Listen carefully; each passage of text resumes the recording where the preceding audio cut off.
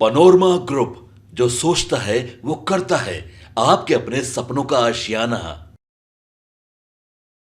अमूमन आपने हमें छोटी खबरें करते हुए नहीं देखा होगा, लेकिन जब बहुत ज़्यादा इम्पोर्टेंट खबर होती है तो मैं आपके सामने हाजिर होता हूँ। खबर बहुत ही इम्पोर्टेंट है और खबर में जो बातें मैं आपको बताने जा रहा हूँ वो काफ़ी महत्वपूर्ण है और कहानी में एक नया ट्विस्ट है। ये ट्विस्ट इसलिए और ज़्यादा महत्वपूर्ण हो जाता है और इस ट्विस्ट की चर्चा इसलिए मैं आपसे कर रहा हूँ कि जेपी नड्डा लगातार बिहार आ रहे हैं, जबकि चुनाव कहीं और हो रहा है। अध्यक्ष होने के नाते उन्हें देश के अलग अलग हिस्सों में जहां चुनाव हो रहे हैं वहां ज़्यादा फोकस करना चाहिए, तो उनका फोकस बिहार पर क्यों है?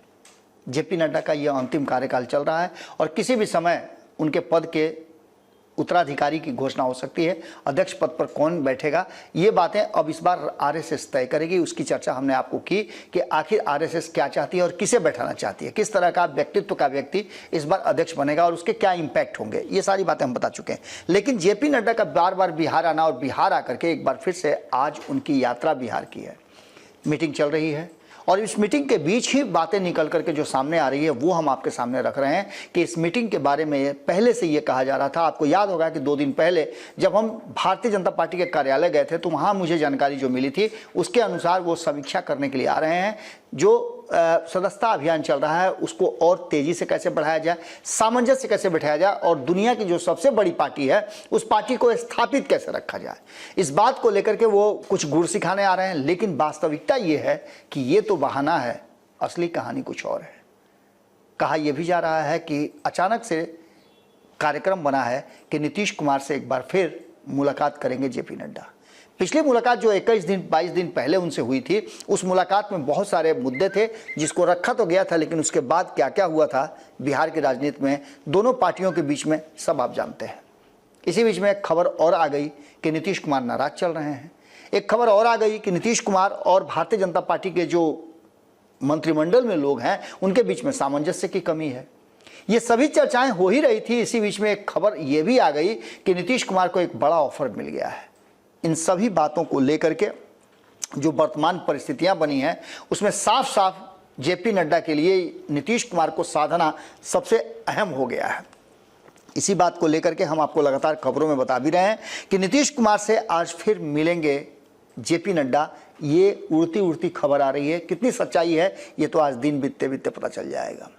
लेकिन दूसरी तरफ आपको बता दें कि बिहार आने का असली कहानी सिर्फ वो नहीं है जो बताया जा रहा है।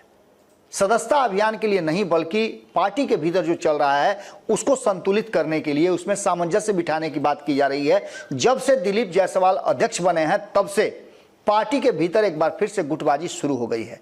दिलीप जायसवाल के बारे में हमने आपको पहले ही बताया है कि वो सांगठनिक व्यक्ति हैं और लंबे समय तक पार्टी का कोष संभाल चुके हैं, संगठन में बहुत पुराने जुड़े हुए हैं, बातें कम करते हैं, एक्शन ज़्यादा करते हैं। ये बातें आपने देखी भी होगी। जो आदमी किसी दल का या किसी भी संगठन का धन संभालता हो, कोष संभालता हो, कोषाध्यक्ष हो, वो व्यक्ति यदि उसे पावर दिया जाए तो उस पावर को वो एक अलग तरीके से निभाता है, क्योंकि सामंजस्य बिठाने की और कोष से ही सब कुछ होता है, ये बात वो अच्छी तरह से जानता है।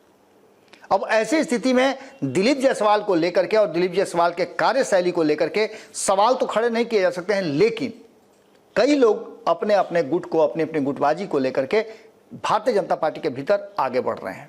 इस गुटबाजी को समाप्त करने के लिए ऊपर से कोशिश की जा रही है, लेकिन अभी तक समाप्त नहीं हुआ, जिसका फायदा के बदले उल्टा घाटा होता हुआ दिखाई दे रहा है भारतीय जनता पार्टी को।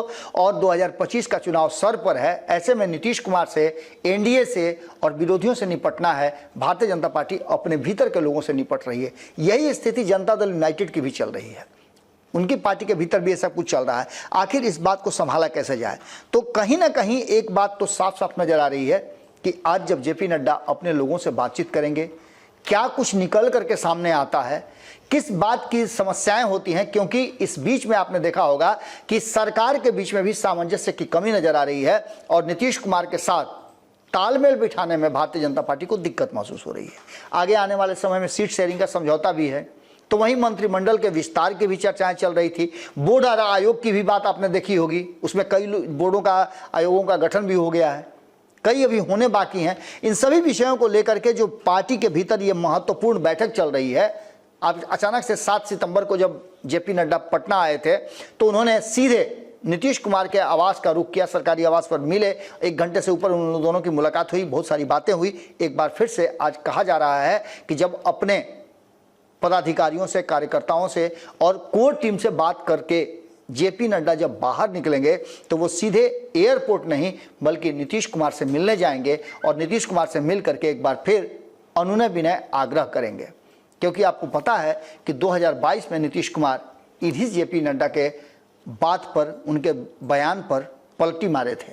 अब जेपी नड्डा के ऊपर ये दाग जो लगा हुआ है इसे धोना चाहेंगे अपने अंतिम कार्यकाल में।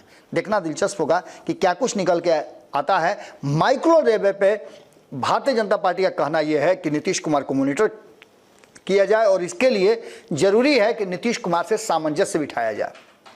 आपने देखा होगा कि अभी हाल फिलहाल में ही सम्राट चौधरी जिन्होंने प्रण लिया था नीतीश कुमार को मुख्यमंत्री की कुर्सी से हटाने का, उन्होंने उस प्रण को भी तोड़ा है और वो भी अयोध्या में जाकर के।